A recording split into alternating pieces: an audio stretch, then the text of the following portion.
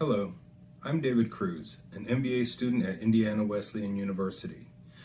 Our class was instructed to conduct a communications audit on a small not-for-profit organization. I chose a living choice for this assignment and hope that it serves ALC very well. In August of 2021, I conducted a communications audit on a Loving Choice Pregnancy Resource Center, or ALC for short. The purposes of this audit were twofold: to help Indiana Wesleyan MBA students like myself to better understand the importance of business communications, and also to help small nonprofit organizations like ALC to identify its communication strengths and also to identify opportunities for improvement. The methodology for collecting input was an online survey for employees and a telephone interview with the executive director. Within this report are recommendations for improvement offered by ALC members and also some from me. The underlying approach to this audit is to identify which communication means and methods ALC should start using, some that it could stop using, and some that it should continue using. Now, some of the strengths that were identified during this audit were: 1, there's a reasonably high satisfaction level with the communications quality and the methods that are being used. 2, one-on-one conversations, devotionals, and conflict debriefing are working very well among the group members and among the two centers. 3, the verbal communications have especially fostered impressions of being valued and heard. Some opportunities for improvement, though. 1, there are 5. The first one is some members wonder about the direction of ALC and any developing plans. 2, there's an expressed desire for an increased communication from more board members, not just in frequency, but also the number of voices that are reaching out. 3, leadership meetings are inconsistent and minutes are not really being taken. 4, client feedback has recently dwindled. And 5, the all-staff calendar and other materials are routinely out of date or inaccessible. So, to hear from ALC staff members first, some recommendations that ALC members offered were: have leadership meetings monthly, keep the all-staff calendar consistently updated, and add team events to that calendar. Keep resources such as staff emails, document sharing, and tech access updated. Always take meeting minutes and then send them to the staff. Assign any new responsibilities in writing. Gain the ability to text clients and update all of the staff weekly. Some other recommendations from me: 1, keep everyone abreast of any developing plans that could be possibly added to the e-news. Let the board members know that more of their input is desired from everyone, preferably. Use meeting minutes and assign new tasks in writing. That was offered also by the staff members. Use business SMS text messaging to get feedback. Reach out to clients, donors, etc. It's a pretty powerful tool. Assign or rotate someone to keep the all-staff calendar current. And even though this last one doesn't really address one of the opportunities for improvement that were identified, I just want to give a small voice of caution with social media presence, and I'll explain more on that later. So what is a Loving Choice? A Loving Choice is a community resource that exists to support women and families facing or having faced an unplanned or crisis pregnancy.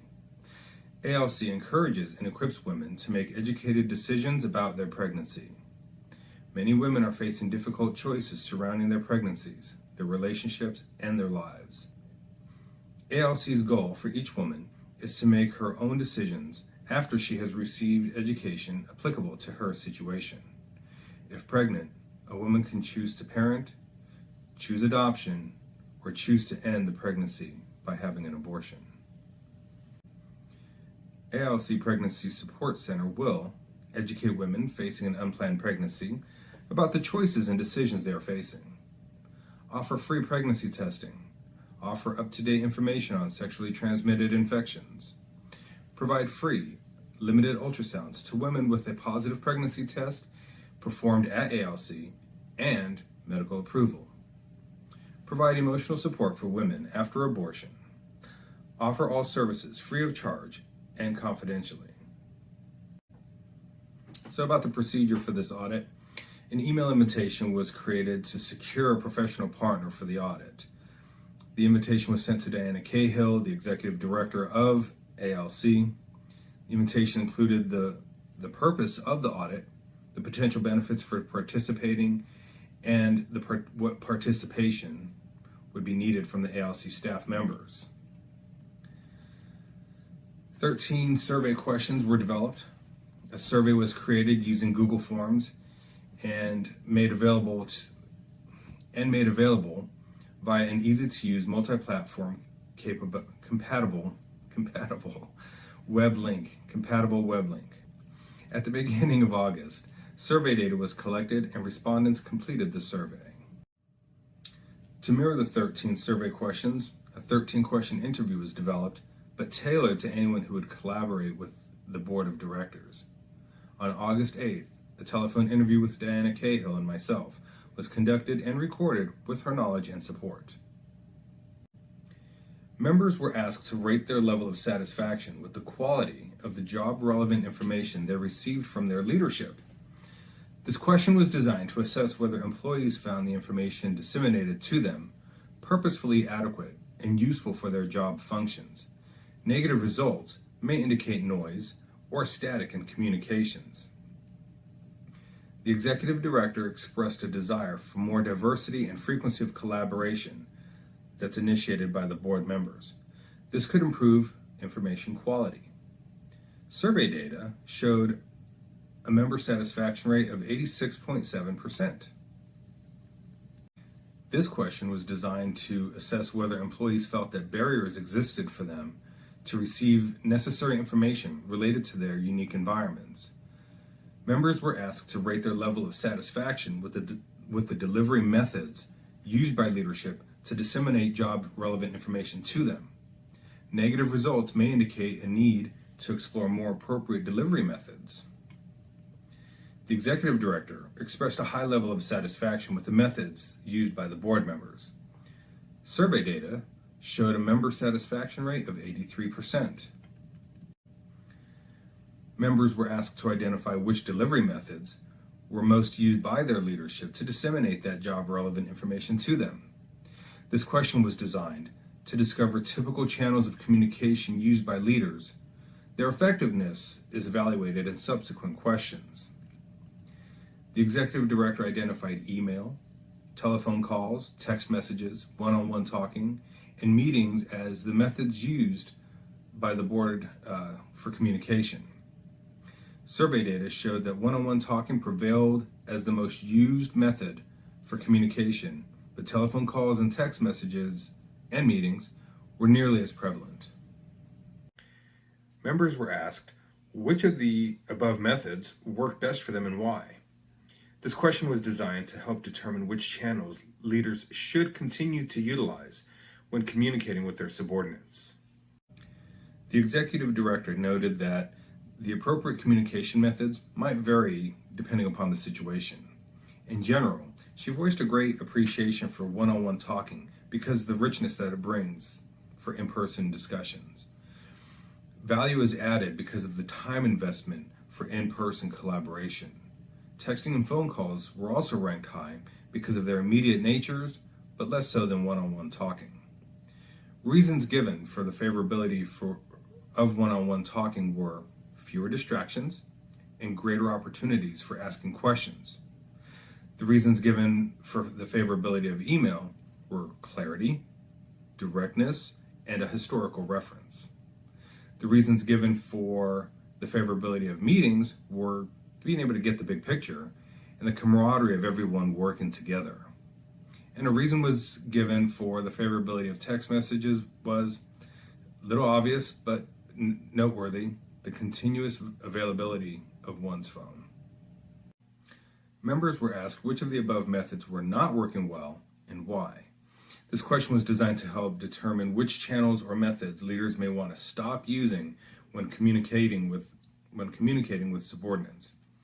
The executive director noted that the appropriate communication methods might vary upon the situation, but in general, emails getting lost among other emails was of some concern.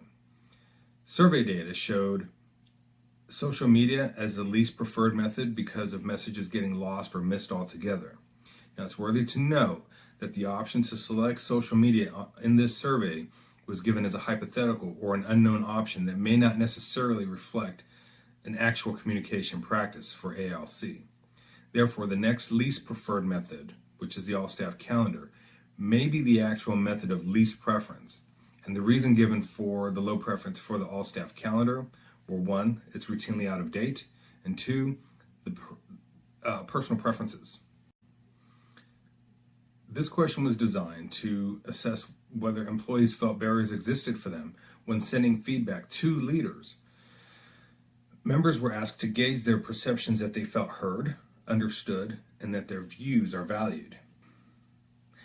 Negative results may indicate a need to raise awareness of this fact or explore more appropriate methods for sending feedback to leaders. The executive director expressed a very high level of feeling heard, understood, and valued by board members. Survey data showed an 86.7% perceived level of feeling heard, understood, and valued. Of the options given, an equal number of survey respondents selected 10, which is 100%, as they did 9 or 90%, and 7, 70%. So with no one selecting 80% and an equal number selecting 100% as they did 70%, these data points might indicate upstream communication barriers for certain members or in certain roles. Alternatively, these data points could indicate a disparity between certain groups or positions where some members may not fully feel appreciated or respected. Question number 7. Members were asked what information, if any, they felt should be shared with them but has not been shared. This question was helped to gauge the intentionality of information withholding. It also solicits ideas from members for suggestions of information that leadership might want to start sharing with their subordinates. The executive director expressed a very high level of bi-directional transparency, which primarily aided in performance and secondarily fostered mutual trust. Survey respondents echoed these sentiments, but with 2 exceptions: the desire to know more about new job descriptions and the vision for ALC's future, with an emphasis on reduced budgets, was also annotated. So together, these data points might suggest that leadership answers the question of where are we going and provide periodic updates to its members. Members were asked the following hypothetical question. This is one of my favorites. If you had a magic wand and could improve one thing about how those in leadership communicate with you, what would you improve? This question was designed to help brainstorm ideas about possible means and methods leaders might want to start utilizing when communicating with subordinates. The means would be the instruments or equipment that is used to communicate, while the methods would be the techniques or procedures to communicate. The executive director reiterated the desire to increase the frequency of communications initiated by some of the board members. The anticipated benefit from such an increase would help foster feelings of encouragement, knowing that all board members are mentally and or emotionally invested in the future of ALC. Survey respondents offered the following suggestions: regular board updates, more consistency. There wasn't an elaboration on being consistent at what, so I'm just reporting it as it was delivered. Monthly leadership meetings, and have minutes taken during the Wednesday staff meetings.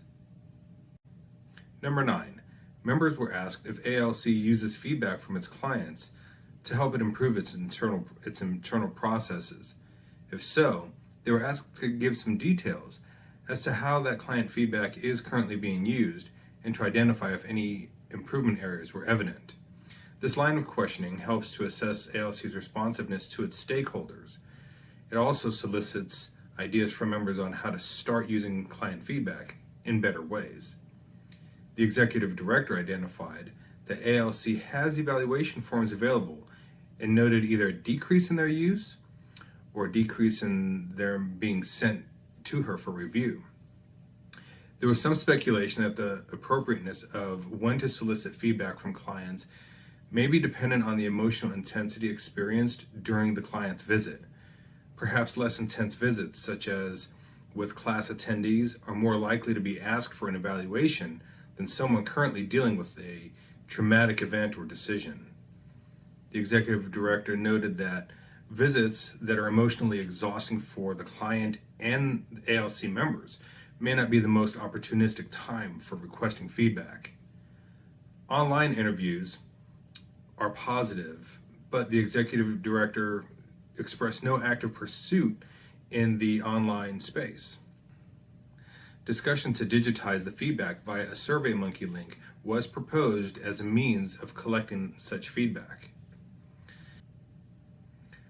Survey data delivered mixed results from not to my knowledge at one extreme to excellent at the other. Of those who were aware of the evaluation feedback form, survey respondents stated that ALC could do a better job at utilizing it for one-on-one appointments and improving the peer counseling process, and 2, it needs to be utilized more often, maybe even via social media. Members were asked if they believed that they had a good understanding of ALC's vision, mission, and values. If so, they were asked to recall if these points were frequently reflected in the communications from those in leadership. This line of questioning is designed to help determine employee cohesiveness with other members, the company's reinforcement of core objectives, and team member roles in achieving those objectives. The executive director expressed overwhelming affirmation that board members and all levels of ALC staff are very familiar and agree with ALC's vision, mission, and values. Survey respondents fully agreed with the executive director's affirmations. It was very encouraging to see such a consensus among everyone. Now, for questions 11, 12, and 13, members were asked open-ended questions for brainstorming, communications ideas on what ALC should start doing, stop doing, and continue doing. So, number 11, members were asked regarding 11 choices communication, what should we start doing? The executive director expressed the need for greater feedback collection from clientele. Hearing a client's perception of the experience helps ALC meet its intended mission and goals. Survey respondents offered the following recommendations: monthly leadership meetings, consistent calendar use, the ability to text clients, meeting minutes for Wednesday staff meetings, use an all-staff calendar for team events, weekly all-staff update, keep resources such as staff emails, document sharing, and tech access updated, and sending out a summary of what was discussed, and if there are any responsibilities, have them assigned. Survey respondents expressed some frustration when members fall behind or must repeat tasks due to a lack of consistent materials and/or access. Number 12, members were asked regarding 11 choices communication, what should we stop doing? So the executive director expressed a personal need to follow the organization chart a little bit better. This is an area of recent improvement because members must fulfill their own roles without unsolicited intervention. Survey respondents offered the following recommendations: stop finding out important details about work during casual conversation, and stop assigning tasks via only verbal communication and not written, specifically when this happens between the two locations. Number 13, the last question. Members were asked regarding 11 choices communication, what should we continue doing? The executive director expressed positive feelings toward the weekly Zoom meetings, noting that communication and interpersonal bonding had improved during the two centers. Seeing one another's facial expressions added to the richness of communication. Survey respondents offered the following recommendations: caring about employees and taking time to work as a group in both centers. That was important. Keeping everyone up to date via weekly staff meetings, one-on-one conversations, having devotionals together, the open door policy, and conflict debriefing. Some of the common themes that I noticed were that verbal communications are highly valued, but this can also create some issues by not having a written record of meeting details or task assignments. Staff members would like greater flexibility for following up with clients in more effective ways. Written tools need to be used and updated more consistently, and ALC needs more client feedback for continuous process improvement. So to recap, the recommendations from ALC members was to have monthly leadership meetings, keep the all-staff calendar consistently updated and add team events to it, keep resources such as staff emails, document sharing, and tech access updated, always take meeting minutes and send them off to the staff, assign any new responsibilities in writing, gain the ability to text clients, and update all the staff weekly. And now some recommendations from me. My first recommendation is to keep everyone abreast of any developing plans. The e-news may be ideal for delivering periodic or perhaps quarterly updates to everyone concerning any new direction ALC may be heading toward. Write about any job descriptions, revisions, or if any job is opening. If there are no changes, let everyone know that nothing is changing in the immediate foreseeable future. My second recommendation is let the board of directors know that more of their input is desired and from all board members. Encourage them to check in often, not to micromanage, but to build and maintain good relationships. Third, take meeting minutes and assign new tasks in writing. Face-to-face communications, whether in meetings or one-on-one, are highly valued in this group. But this strength also carries the weakness of low durability or retention when certain work details or instructions are only given verbally. This is especially true when tasks are assigned to someone at another physical location. Number 4, either strategically assign or set up a rotation for someone to ensure that the all-staff calendar and other materials are kept current. Leadership might ask everyone to name which documents or materials they find out of date or inaccessible for some unknown reason. If recommendation 3 is used, those features might also resolve much of this issue. Number 5, while social media can help some firms market themselves, ALC may want to limit their social media presence. On the one hand, some firms are taking advantage of social media platforms to expand their geographic reach to buyers, bolster brand evaluations, and build closer connections with customers. But on the other hand, customers are increasingly empowered by social media in taking control of the marketing communication process, and they are becoming the creators, collaborators, and commenters of the messages. ALC might be vulnerable to others taking control of its messaging on social media, and will want to maintain control of its own messaging. Recommendation number 6, incorporate business SMS text messaging software. This is a highly scalable type of platform that you can get. When choosing a service that might serve ALC well, it's important to be cost conscious. It helps to choose a platform with a free trial that includes the freedom to experiment. You need time to try out your approach and not break the bank in the process. You have to also have data and analytics. If you can't measure your results, how can you improve your efforts? Tracking engagement helps you continually improve your text messaging. Centralize your messaging. Messaging includes platforms like SMS, Facebook Messenger, WhatsApp, and more. It helps to use a single tool for all of them. There's also automation.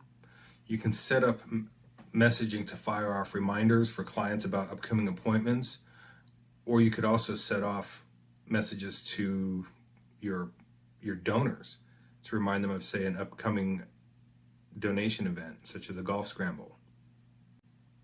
So some quick suggestions for the SMS text messaging. There's easy messaging, starts at $19 a month, billed annually at $228.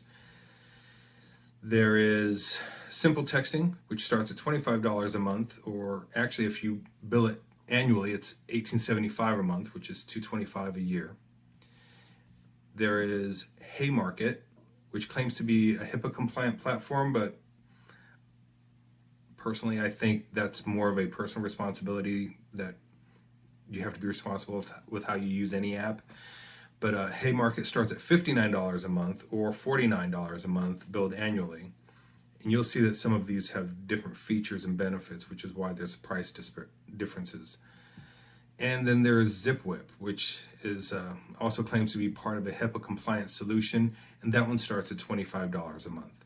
The web links to these suggestions are available within this presentation and in the video description below. So overall, communication at a Loving Choice Pregnancy Resource Center is very effective. Most employees expressed a general satisfaction with the quality, the equipment used, and the techniques and procedures used when communicating. The opportunities for improvement provided within this report are intended to help ALC enhance its current communication practices, with the hope for the added benefits of improvements to employee morale and cohesiveness. Thank you very much.